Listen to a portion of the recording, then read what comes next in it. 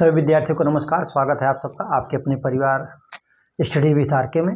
आज की परिचर्चा हम करेंगे जो कि पीएससी की जो परीक्षा होने वाली है आगामी दिनों में, उससे संबंधित जो है एक गुरुनामी के कुछ प्रश्न हैं मल्टीपल चॉइस के।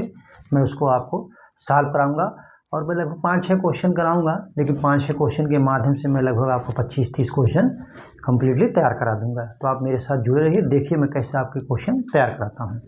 तो पहला क्वेश्चन नंबर 1 है, प्रश्न नंबर 1,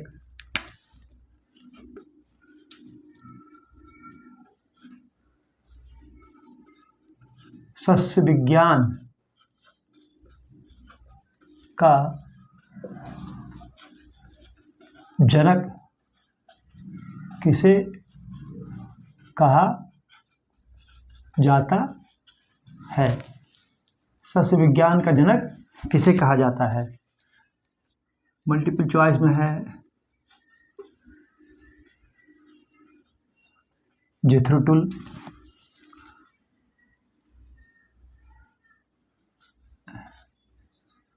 जीजे मेंडल, नंबर 3 पे है पीटर डी क्रेसेंजी, पीटर डी क्रेसेंजी। और चौथा मल्टीपल चॉइस का है ऑप्शन रॉबर्ट हुक। कौन? Robert Hooke. तो सस्य विज्ञान का जनक किसे कहा जाता है? तो ये 4 में जो है आप का जो आंसर सही है वो है पीटर डी क्रेसेंजी। पीटर डी क्रेसेंजी को जो है सस्य विज्ञान का जनक कहा जाता है। ठीक है, आप इसको नोट कर लीजिए।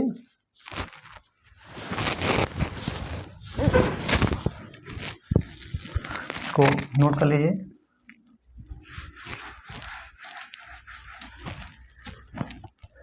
जेथरो टुल जो है, जेथरो टुल ने सीड ड्रिल का आविष्कार किया। 0 टिलेज नाम दिया। खरपतवार का नाम दिया। इनको खरपतवार विज्ञान का जनक कहा जाता है। इन्होंने हार्स-विंग हस्बेंड्री नामक पुस्तक भी लिखी थी और कल्टीवेटर का आविष्कार भी किया। हार्स-विंग हस्बेंड्री और कल्टीवेटर। ठीक है, जेथरो टुल ने सीड ड्रिल का आविष्कार किया। 0 टिलेज जो है शब्द इनके द्वारा दिया गया। खरपतवार का नाम इनके द्वारा दिया गया और जो है खरपतवार विज्ञान का जनक इनको कहा जाता है। ठीक है, आप इसको, और जो है मेंडल ग्रेगर, कौन? ग्रेगर जॉन मेंडल को आनुवांशिकी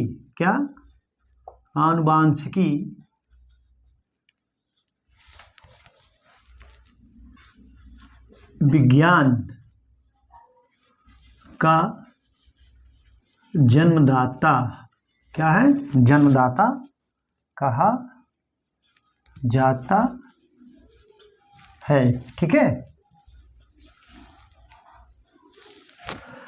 एक रॉबर्ट हुक ने कोशिका की खोज की थी। ठीक है, आप इसको नोट कर लीजिए। रॉबर्ट हुक ने कोशिका को खोज की थी, आप इसको नोट कर लीजिए। ठीक,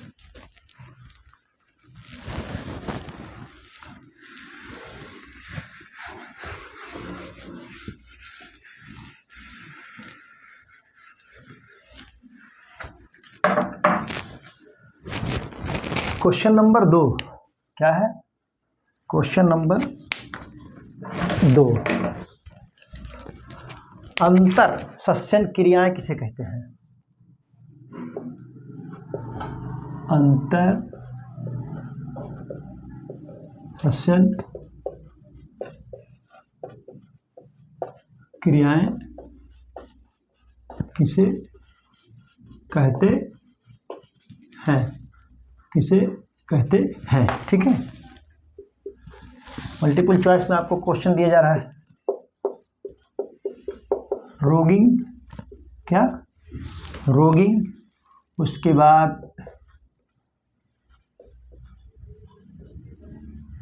बिरलन, बिरलन, बिरलन के बाद जो है नंबर 3 जो है खर पतवार को नष्ट करना। क्या? खरपतवार को नष्ट करना। नंबर 4 पे आपका है अनुकूलतम। क्या है? अनुकूलतम, अनुकूलतम पौध अनुरक्षण। क्या है? अनुरक्षण, अनुकूलतम पौध अनुरक्षण। तो अंतर सस्यन क्रियाएं किसे कहते हैं? जैसे अंतर सस्यन क्रियाएं वो होती हैं जो खड़ी फसल में की जाती हैं। ठीक है, जो क्रियाएं जो है जैसे खरपतवार को नष्ट करना, उसके अंदर जो है खुरपी खुरपा लेके गुड़ाई करना, खड़ी फसल में जो की जाती है, तो उसका आंसर होगा खरपतवार को नष्ट करना। ठीक है,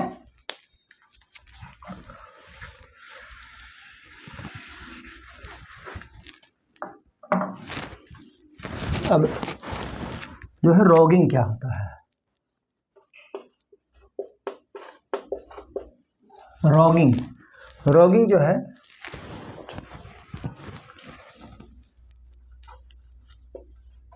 मुख्य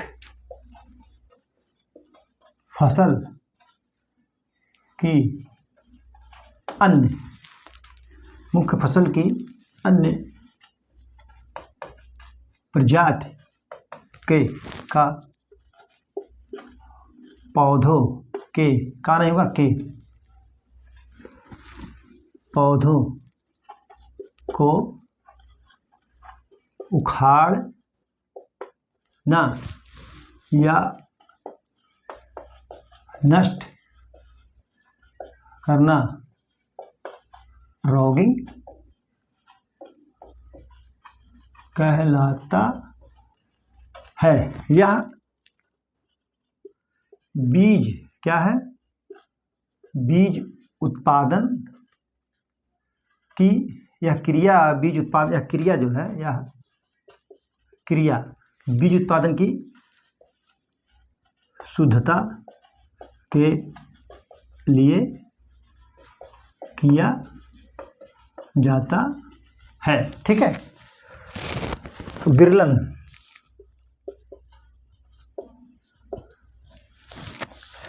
पौधों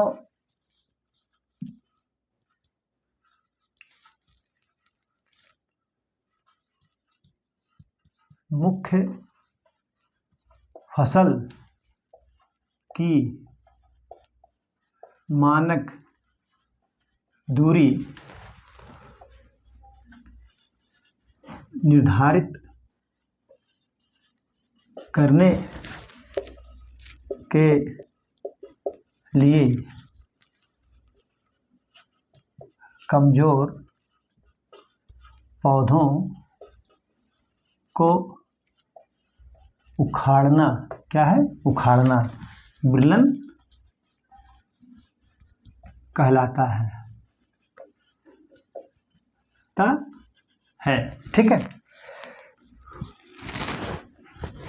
तो अंतरसस्यन क्रियाएं तो आप जान गए होंगे कि खरपतवार को नष्ट करना, लेकिन रॉगिंग क्या है कि जो मुख्य फसल की अन्य प्रजाति के पौधों को उखाड़ना या नष्ट करना रॉगिंग कहलाता है। मतलब जैसे मान लीजिए कि सरजू बावन का हम पौधा है, पौधा लगाए हैं खेती के लिए, उसमें जो है नरेंद्र 359 या साकेत 4 या 6444 आदि की जो फसल मतलब इन वैरायटियों की फसलें उग जाएं तो उसको उखाड़ दें ताकि बीज उत्पादन में शुद्धता हो। ठीक है। और बिरलन क्या होता है कि जैसे अक्सर सरसों के, ये आप नोट कर लीजिए, याद कर लीजिए कि ये सरसों के ही खेत में मुख्यतः की जाती है।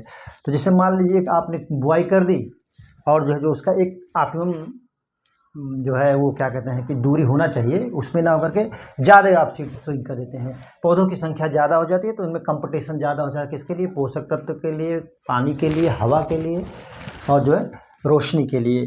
तो उसको उखाड़ देना और उसको जो है एक मानक दूरी पे करने के लिए उसको कहते हैं बिरलन। ठीक है। क्वेश्चन अक्सर पूछा जाता है कि बिरलन क्या है।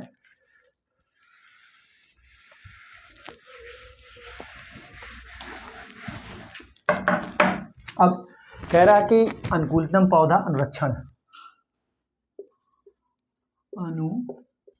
अनुकूलतम क्या है? अनुकूलतम पौधा अनुरक्षण, ये मैं आपको बता दे रहा हूँ, लिखूंगा नहीं, आप समझ लीजिए। ये अनुकूलतम पौधा मतलब जैसे मान लीजिए मतलब एक मानक उत्पादन प्राप्त करने के लिए पौधों की जो है एक लंबाई चौड़ाई, जिनकी लंबाई चौड़ाई होती है, मोटाई होती है, एक निश्चित होना चाहिए। जैसे तंबाकू के खेत में है, उसको हम ऊपर तोड़ देते हैं। गन्ना का पौधा है, वो गिरने ना पाए उसको बांधाई कर देते हैं। तो इसको जो है हम अनुकूलतम पौधा अनुरक्षण कहते हैं। ठीक है।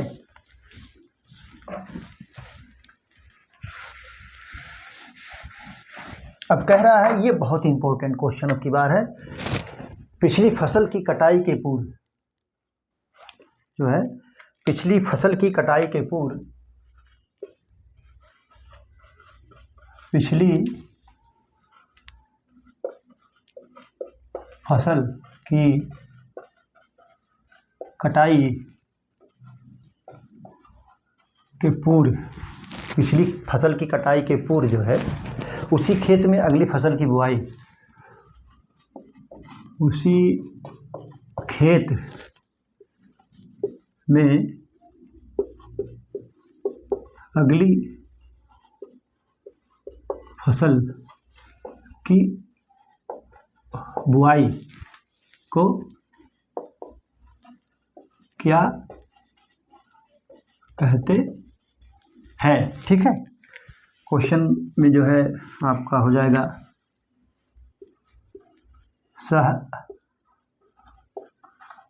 सहफसली, क्या हो जाएगा? सहफसली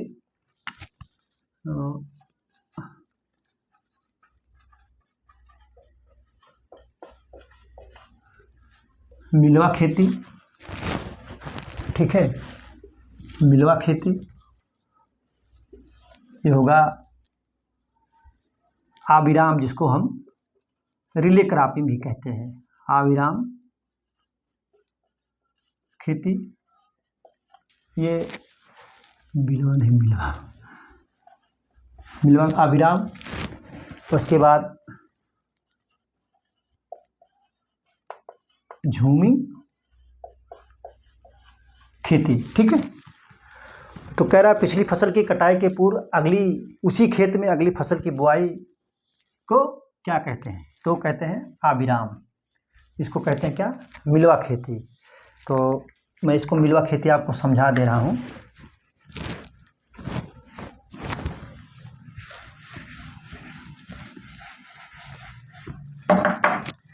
जैसे ये है, ये हो गया आपका, और ये हो गया आपका, और ये हो गया, और ये हो गया, ये 4 फसल हो गई।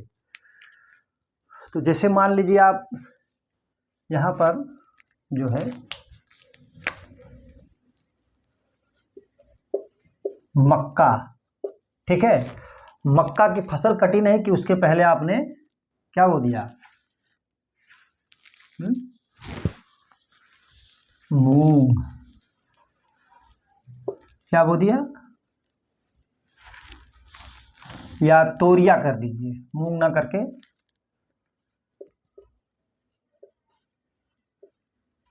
तोरिया कर दीजिए। और तोरिया काट के आप जो है इसको आलू कर दीजिए बुआई। यहाँ ये यहाँ आपने यहाँ आलू बो दिया, यहाँ क्या किया, अब मक्का खड़ी है, मक्का खड़ी फसल में आपने तोरिया बोया, तोरिया की खड़ी फसल है, यहाँ आपने आलू बोया, आलू अभी खुदाई नहीं हुई, आपने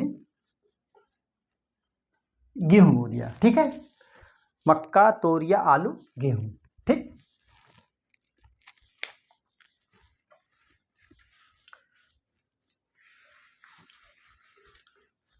सहफसली खेती क्या होती है?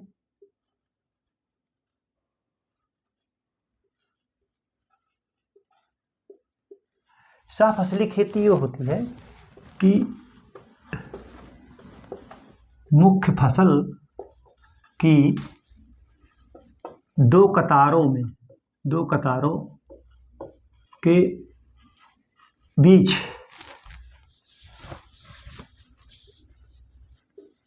अन्य फसल को उगाना। ठीक है, इसका जो है वृद्धि तीव्र हो और फसल पकने की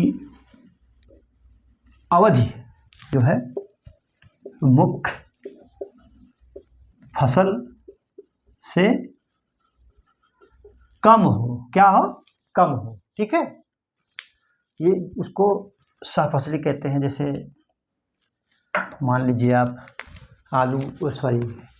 गेहूं के खेत में जो है सरसों, गेहूं और सरसों की जो हम सहफसली करते हैं उसमें जो होता है वह 9:1 का होता है। क्या होता है? 9:1। 9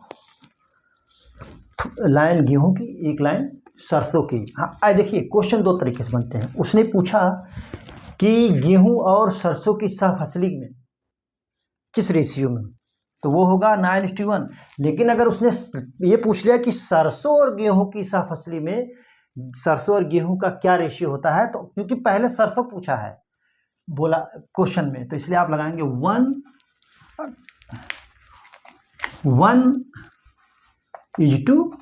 1:9। देखिए है दोनों चीजें की, यहाँ पूछा पहले गेहूं और सरसों, फिर यहाँ पूछा सरसों और गेहूं का, तो पहले सरसों पूछा है तो आप लिखेंगे 1:9। कभी कभी जो है पेपर बनाने वाला फंसा देता है, लेकिन लड़कों को, हमको, आपको, सबको यही रटा हुआ रहता है कि गेहूं और सरसों की सहफसली में जो पंकज की जो रेशियो होता है वह 9:1 का होता है। लेकिन अगर उसने जैसे कहा, अब ये क्वेश्चन मैं आपको बता रहा हूँ, जैसे कहता है कि जल में हाइड्रोजन और ऑक्सीजन का अनुपात क्या होता है, तो यही तो होगा 2:1। लेकिन उसने कभी कभी वो पूछ लेता है कि जल में जो है ऑक्सीजन और हाइड्रोजन का अनुपात क्या होता है, तो आपको लगाना पड़ेगा 1:2। इसी तरीके से गेहूं और सरसों का क्या रेशियो है? 9:1। और सरसों और गेहूं का क्या रेशियो होता है सहफसली में? तो 1:9। आप इसको अच्छी तरीके से जान लीजिए, वरना आप गलत कर देंगे, कभी कभी पूछ लेता है। ठीक है,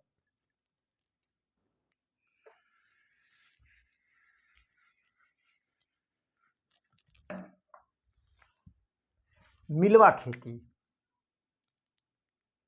मिलवा खेती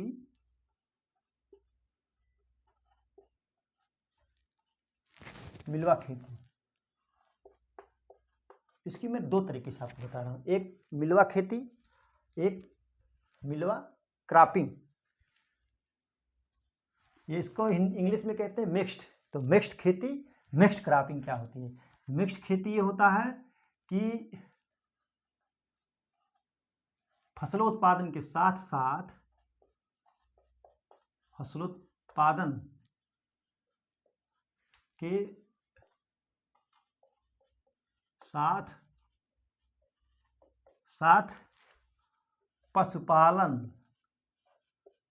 पशुपालन करने को मिक्स्ड या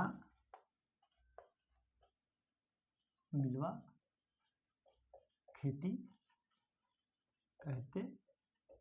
ठीक है, एक होता है cropping mixed cropping, mixed cropping.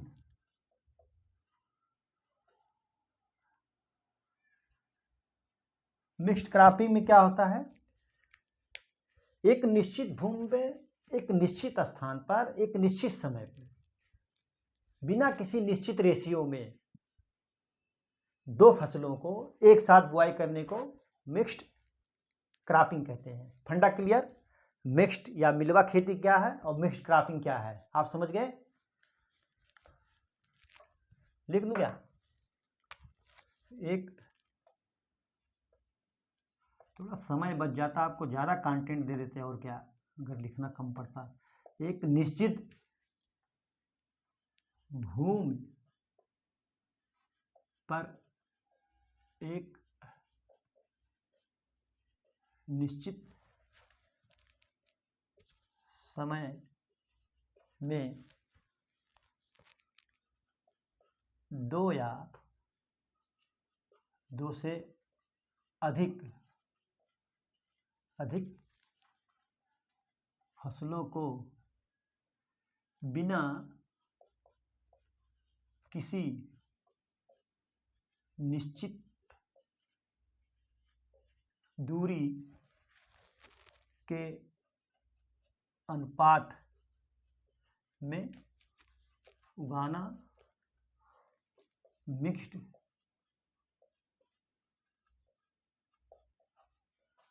Cropping कहलाता है। ठीक है, इसमें जो है निश्चित दूरी नहीं रहती है। ठीक है, आप इसको नोट कर चुके होंगे और मैं इसको भी जरा मिटा दूं थोड़ा, ताकि आपको लिखने में देखने में सुविधा हो।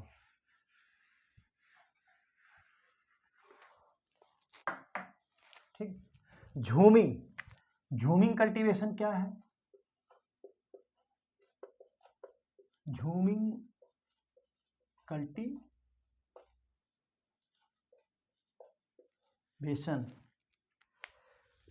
इसमें क्या होता है कि आदिवासी क्षेत्रों में जो खास करके अपने पूर्वोत्तर भारत में जो है खेती करने का एक तरीका है, जिसमें आदिवासी लोग जो है वनों को जला करके खेती करते हैं। यह बहुत ही हार्मफुल खेती है। इसमें भूमि जो है, भूमि अनिश्चित, क्या है? भूमि अनिश्चित, फसल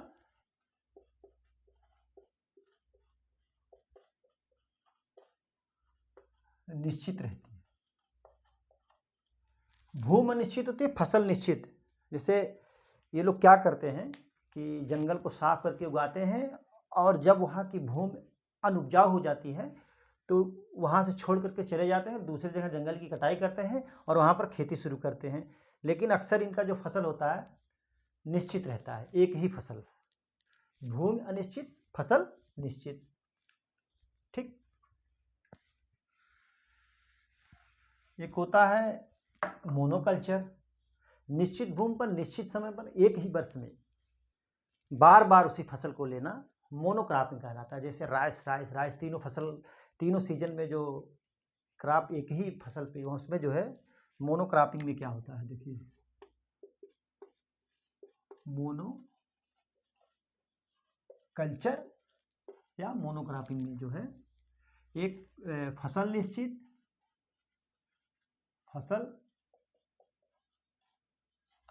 निश्चित होती है और जो है भूमि भी निश्चित रहता है, भूमि निश्चित। इसका जो फसल सघनता होता है वो 100% होता है। आप इसको नोट कर लीजिए, फसल सघनता इसकी जो होती है वो 100% निश्चित होती है। ठीक है, क्वेश्चन नंबर 3 जो है वो है आपका, पानी में खेती करना क्या कहलाता है, या हवा में खेती करना क्या कहलाता है। ठीक है, क्या कहलाता है। तो बिना भूमि के, बिना मृदा के जो है, बिना मृदा के खेती करना क्या कहता है, एरोपोनिक, वायु कृषि जो है, यहाँ लिख दें हम वायु कृषि, सबसे सही रहेगा वायु कृषि। ठीक है, बिना मृदा के खेती करना वायु कृषि कहलाता है। इस खेती के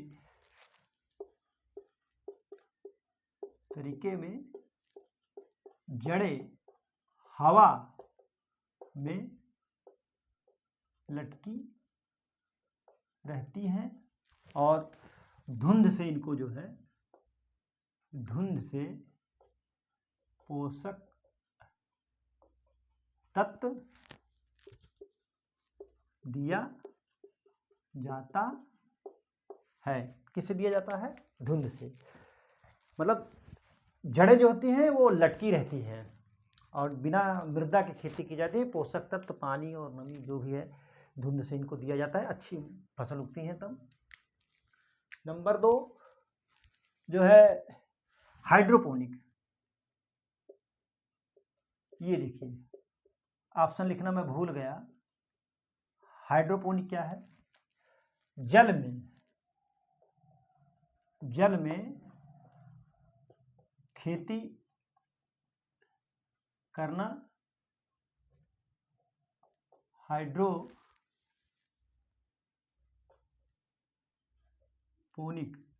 कहलाता है। क्या, हाइड्रोपोनिक कहलाता है।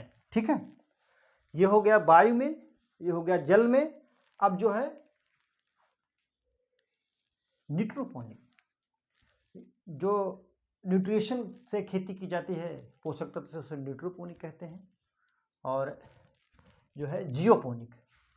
जियोपोनिक क्या है, हमारे देश में सबसे ज़्यादा खेती जो है जियोपोनिक ही होती है। क्या होती है, जियोपोनिक।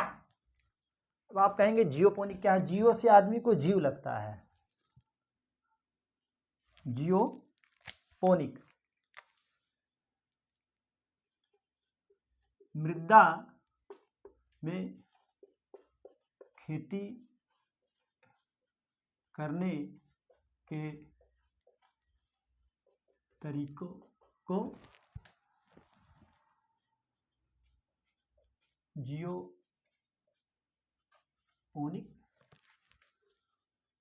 कहते। जो अमूमन हमारे यहाँ खेती होती है उसको जियोपोनिक कहते हैं। हमारे देश में जो है खेती वाली मृदा बहुत काफ़ी है और जो है इसलिए हमारे यहाँ सबसे ज़्यादा जो है मृदा जियोपोनिक होती है। हमारे यहाँ क्या, पूरे दुनिया में जो है अगर देखा जाए तो सबसे ज़्यादा खेती जो है जियोपोनिक की ही होती है। मृदा में खेती की जाती है, जुताई गुड़ाई करके न्यूट्रिशन पानी सब कुछ उनको दिया जाता है मृदा। ठीक है, आपको जियोपोनिक क्लियर हो गया होगा। अब मैं एक बहुत ही महत्वपूर्ण क्वेश्चन आपको बता रहा हूँ कि अरहर में उकठा रोग अक्सर लग जाता है। ठीक है, उकठा, आज खत्म हो गया है, ध्यान नहीं दिए। उकठा रोग की प्रभावी रोकथाम के लिए अरहर के साथ किसकी सह फसली करनी